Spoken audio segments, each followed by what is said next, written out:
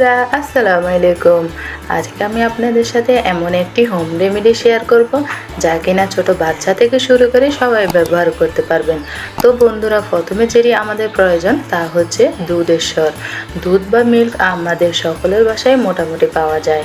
সেই দুধকে যখন জাল করা হয় তখন উপরে একটা স্বর পড়ে। সেই স্বরটা উঠিয়ে কিন্তু আপনারা আপনাদের শিশুদের শরীরে লাগাতে পারেন। এতে শিশুর শরীর ভিতর থেকে গ্লোয়িং হবে। এভাবে প্রতিদিন আপনারা বাচ্চাদের শরীরে এটি ব্যবহার করতে পারেন। আর এটার কোনো ক্ষতিকারক দিকও নেই, একবারে 100% ন্যাচারাল।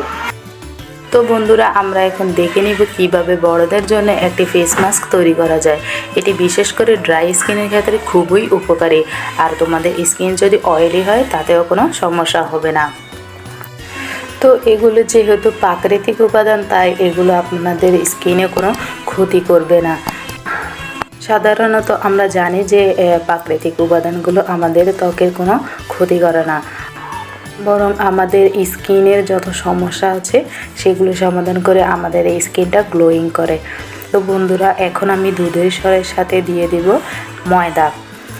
আপনারা এখানে চাইলে আটাও দিতে পারেন, এতে সমস্যা হবে না। তবে ময়দা দিলে অনেকটা ভালো হয়। ময়দা আমাদের স্কিনের ময়লা তুলতে সাহায্য করে, সেই সাথে স্কিন ফর্সা করে। দুটি উপাদান ভালো করে একবার মিশিয়ে নেব।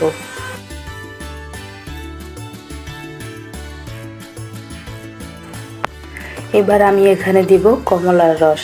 আপনারা চাইলে এখানে লেবুর রসও দিতে পারেন, এতে কোনো সমস্যা হবে না। এবার উপাদানগুলো আবার ভালো করে একবার মিশিয়ে নিব।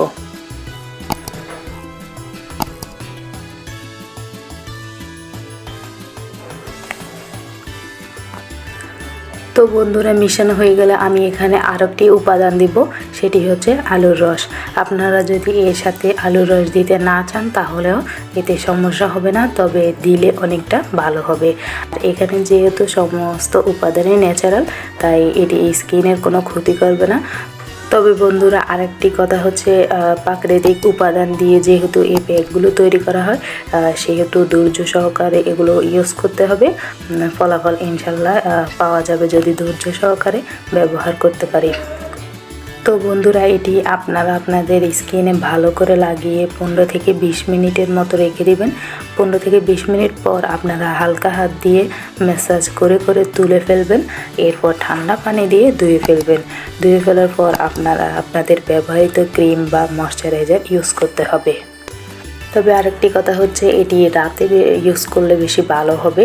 আর সপ্তাহে 3 থেকে 4 দিন এটি আপনারা ব্যবহার করতে পারবেন। তো বন্ধুরা, কেমন লাগলো আমার ভিডিওটা? যদি ভালো লেগে থাকে তাহলে অবশ্যই লাইক, কমেন্ট, শেয়ার এবং সাবস্ক্রাইব করে পাশে থাকবেন। ধন্যবাদ সবাইকে। আল্লাহ হাফেজ।